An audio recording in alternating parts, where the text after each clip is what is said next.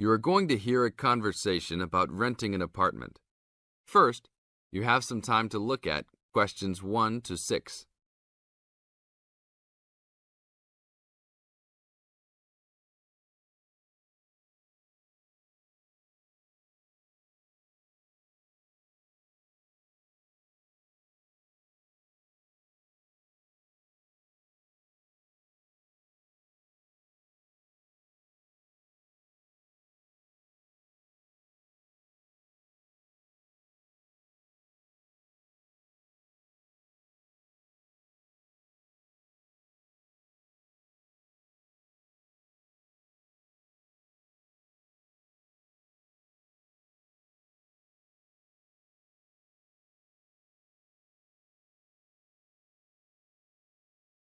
Now listen to the tape and answer questions 1 to 6.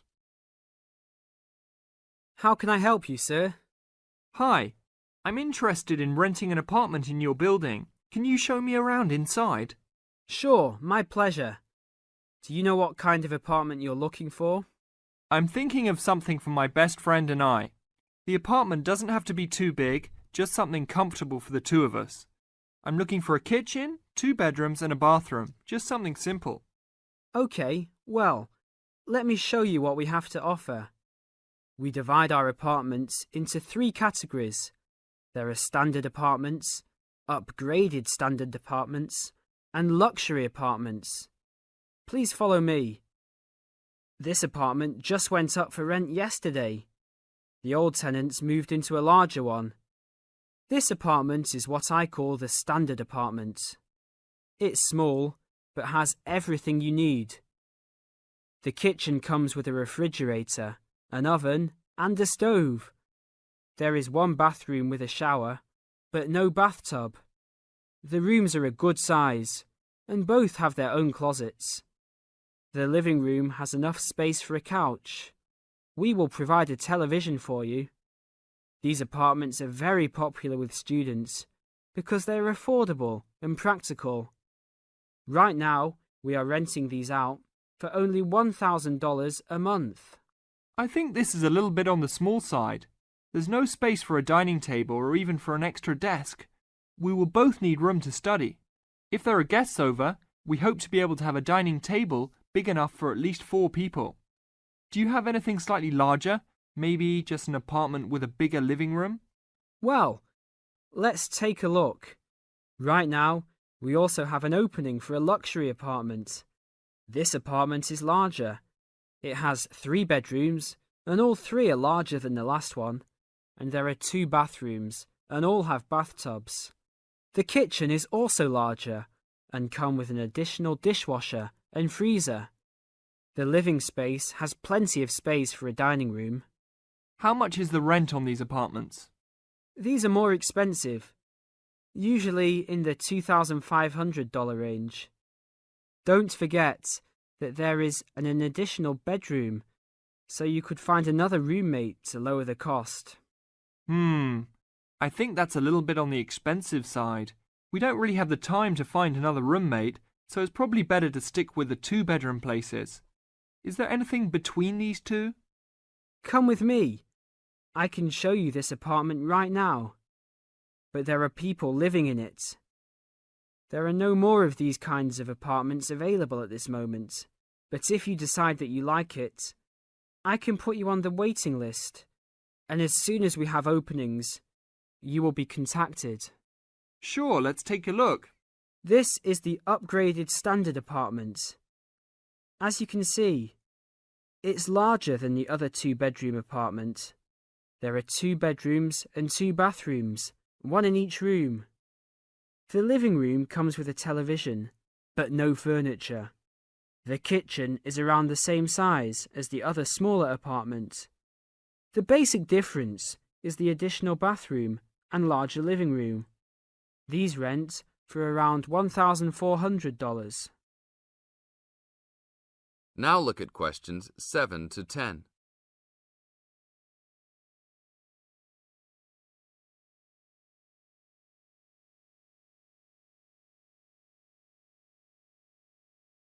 Now listen to the tape and answer questions 7 to 10. Seems like a good deal. Do you know when an apartment like this will be available? That's hard to say. I know these people who live here right now should be graduating soon, so they might be moving out. Well, I guess I'll put my name on the waiting list. Hopefully there'll be an opening as soon as possible. That sounds like a good plan. I will notify you as soon as we have vacancies. You will have to leave us some information and a student identification number. Sure, no problem. My full name is Robert Jack Browning. Could I have your age, please? I'm 38. Your major? I'm studying biology. How about naming some of your hobbies? Fishing, golf, watching movies, and spending time with my family. Sounds like a good life. What is the price range of the apartment you are looking for? Somewhere between $1,000 to $1,500.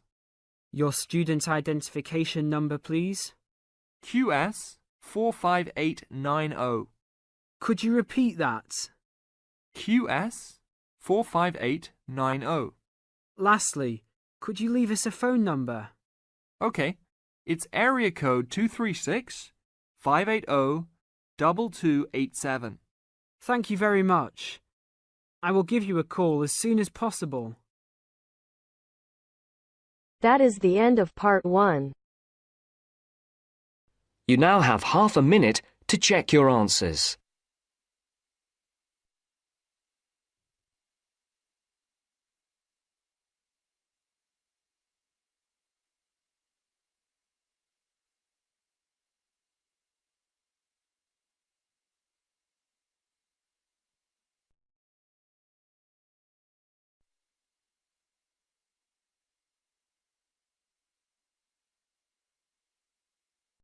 Now turns to part 2. Part 2. You will hear a trainer giving a talk to people who want to learn outdoor survival skills. First, you have some time to look at questions 11 to 16.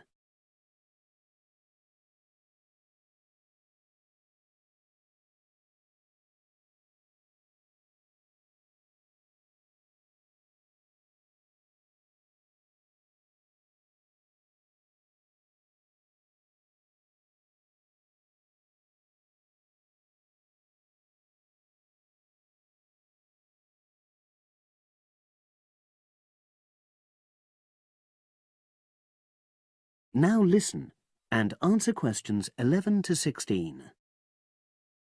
Good morning, everyone, and welcome to our outdoor survival program.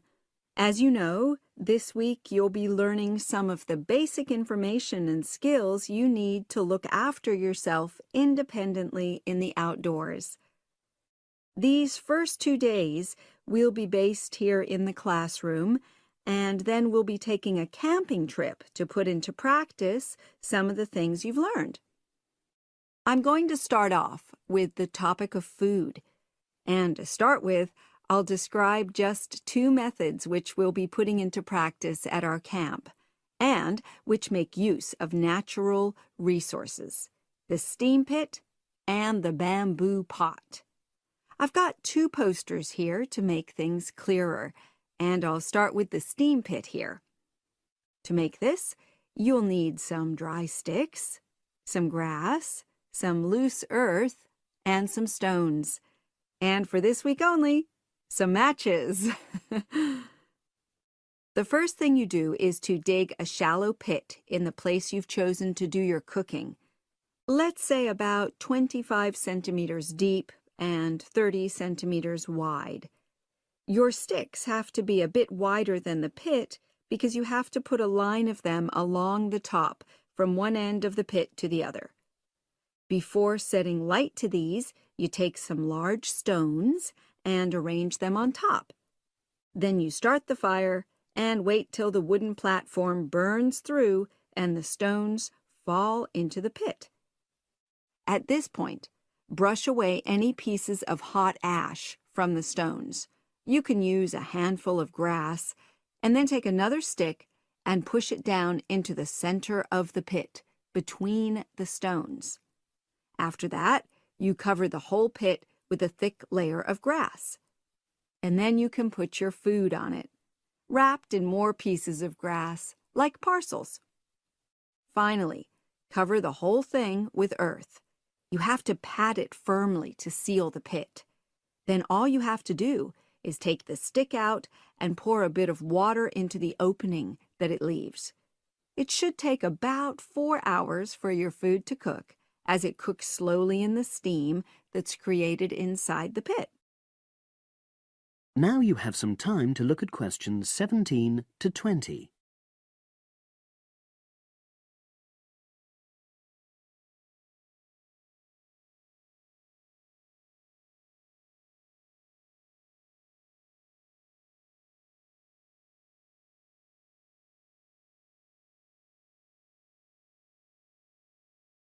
Now listen and answer questions 17 to 20.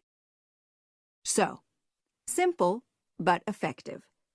The other method you're going to practice this week is the bamboo oven. Now, the steam pit is ideal in certain conditions because the heat is below ground level. For example, if there's a strong wind and you're afraid a fire might spread. But when it's safe to have an open fire, you can use the bamboo oven method. You get a length of bamboo, which, as you probably know, is hollow and consists of a number of individual sections with a wall in between.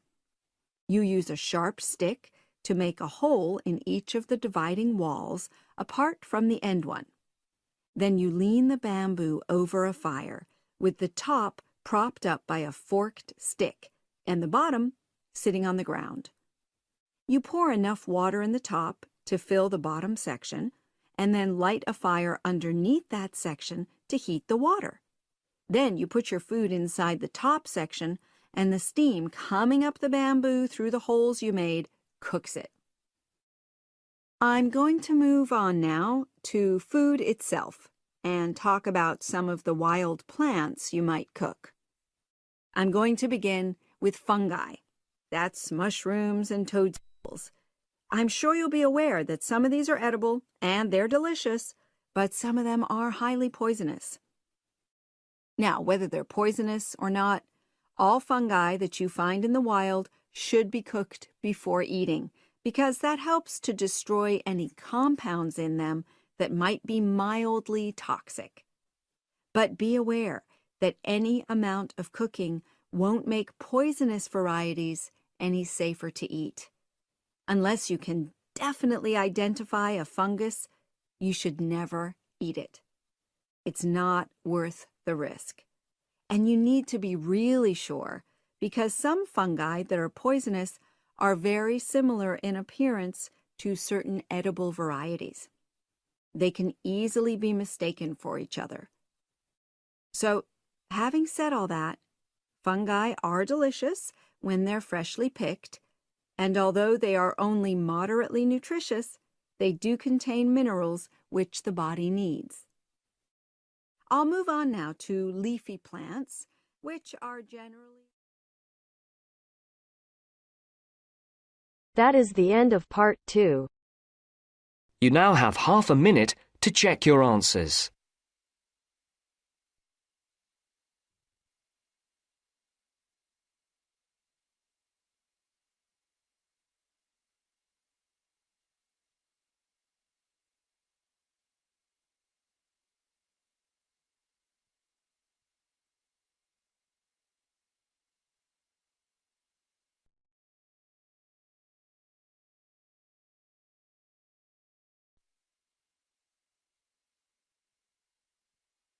Now turns to part 3.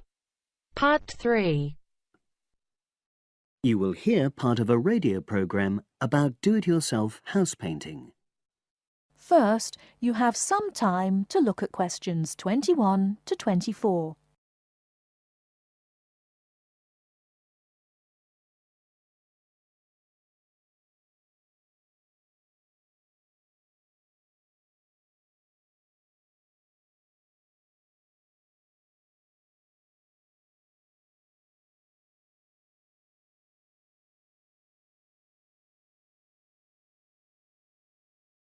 Now, listen carefully and answer questions 21 to 24.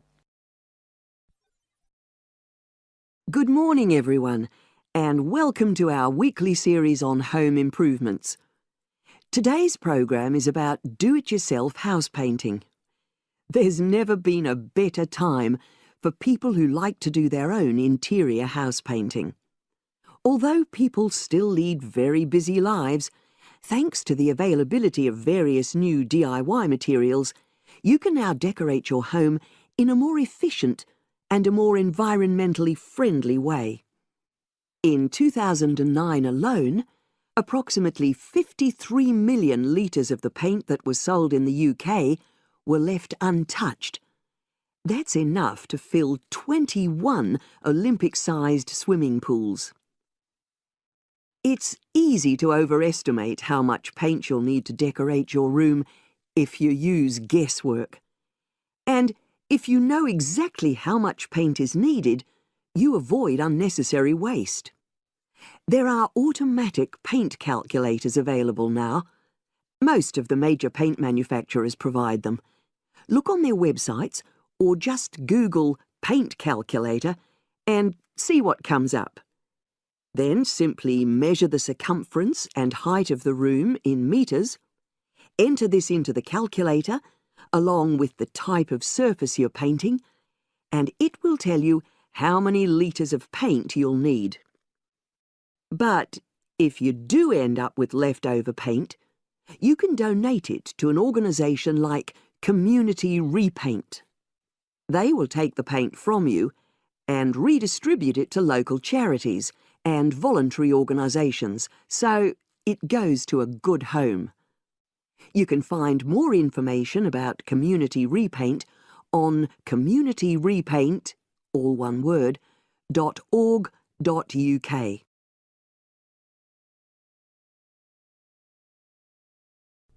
Before you hear the rest of the talk, you have some time to look at questions 25 to 30.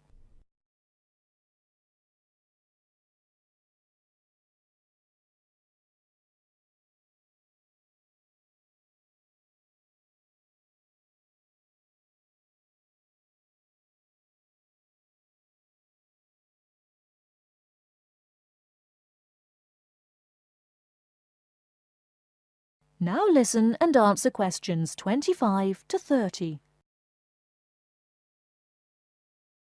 Another way of avoiding paint wastage is to check you're completely happy with your colour choice before starting to paint. For example, you can get a small sample of the colour you're thinking of using, then paint a board and move it around the room, so you can see how it looks against your furnishings and in different lights. Also, it's always better to buy high-quality paints because you get what you pay for. If you buy cheap paint, you might need to apply 2 or 3 coats to achieve the same coverage that you'd get from 1 coat of a good quality paint. You could also spend a week on a job that could have been done in a day or 2. And consider the environment. Most paint manufacturers now sell water-based paints that don't contain harmful chemicals or give off harmful odours, so get one of these. You can also buy paint that's packaged in recyclable containers. There's a lot more choice than there used to be. You can only do a good job which will last if you prepare the surfaces thoroughly before painting. In fact, in many ways, if you want to do a professional-looking job, this is more important than the painting itself. If there are any cracks or patches of loose plaster, painting over them won't solve the problem. Take the plaster out and fill the holes, allowing enough time for the new plaster to dry. And you won't get a smooth finish if the walls are dusty or greasy. So washing with water isn't enough. Use a solution of decorator's soap and rinse well with warm water afterwards. When you're ready to paint, we suggest you use a medium pile roller for walls and ceilings. A lot of people tend to use short pile rollers, but these give a patchy finish, and that wastes paint and time. Similarly, long pile rollers can create a thick, textured effect, which looks messy. The same goes for brushes. The stronger the bristles, the easier they are to wash and reuse. And as you've chosen a water-based paint, clean your brushes with cold water, because it's more energy efficient that way.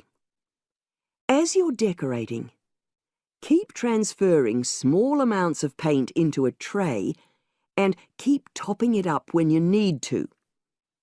This reduces the chance of it being contaminated by dust and pieces of dirt. And finally, water-based paint doesn't have a lingering smell, so that's not an issue anymore. But it's airflow rather than heat that helps the paint dry quicker. So, to help finish the job in the quickest time, leave your doors and windows open.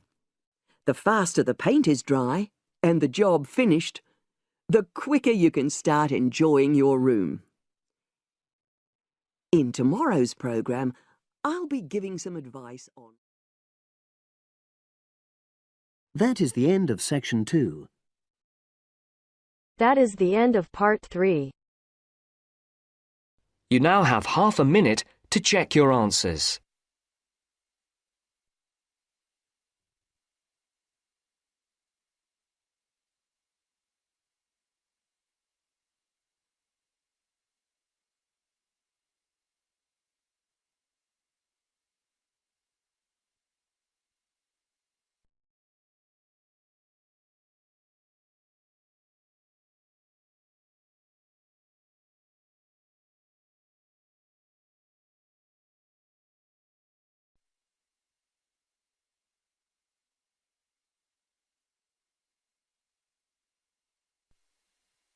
Now turns to Part 4. Part 4. This is Jane Frost with this morning's edition of Wake Up with Frost. First, you have some time to look at questions 31 to 40.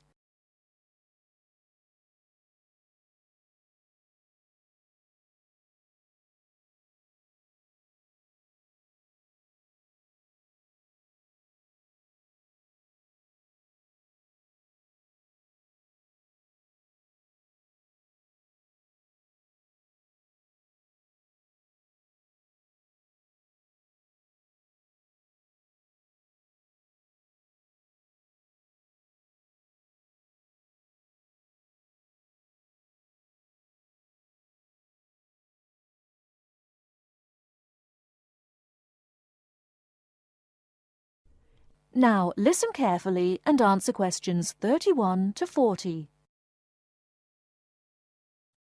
Good morning. This is Jane Frost with this morning's edition of Wake Up with Frost.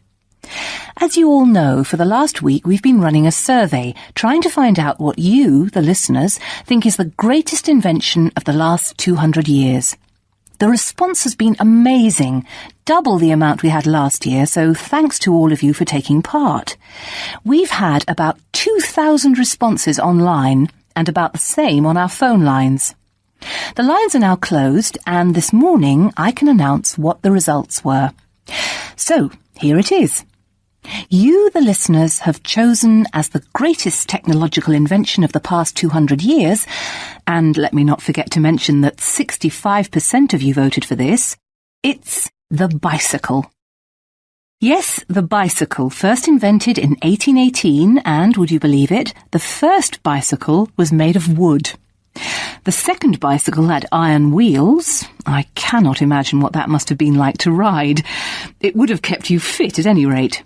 But for me, the best thing about the bicycle was what it did for women's rights. Yes, in the 1890s, it was the bicycle that meant women could change their clothing, start wearing trousers or pantaloons as they were known. Before then, women's clothes had been really uncomfortable, and I'd imagine quite difficult to breathe in. So, thanks to the ordinary bicycle, it was not only the man who wore the trousers in a home. Instead, women could now feel far more equal to their male contemporaries. And I'm sure you'll agree, the bicycle is a great way to get regular exercise, and of course, it's much better for the environment. And today, over 1 billion people all over the world ride bicycles, and for some, it's their only means of getting around from A to B. So, to all you bicycle riders out there, keep up the good work.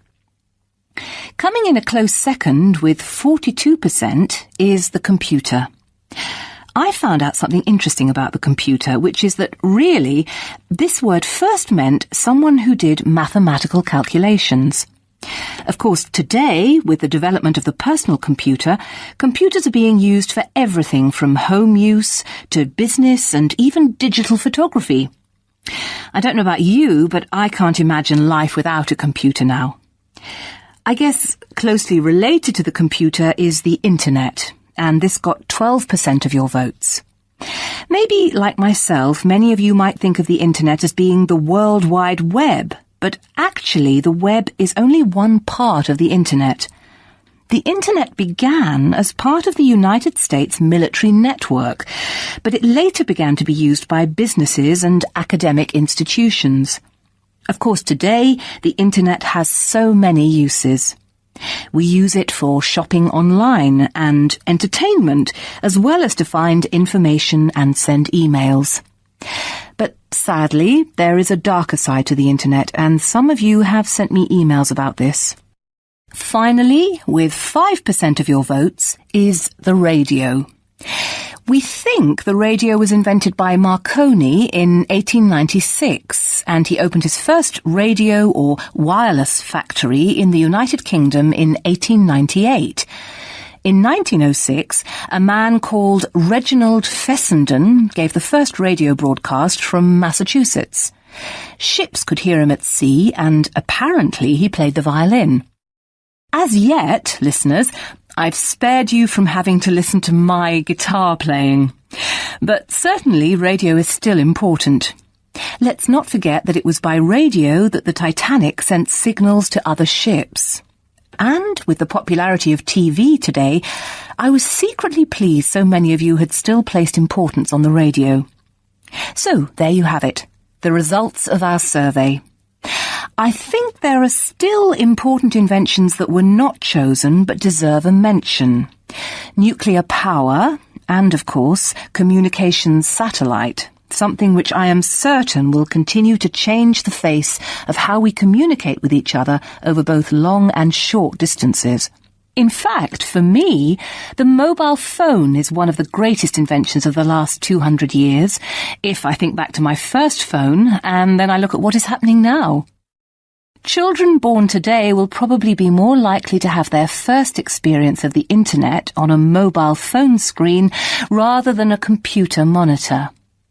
Some of the new mobiles that are now being sold make it just as easy and as quick to find information on the web as on a computer. And let's not forget that mobiles now have digital cameras, word processing facilities, so you can type all your documents, and even personal organisers.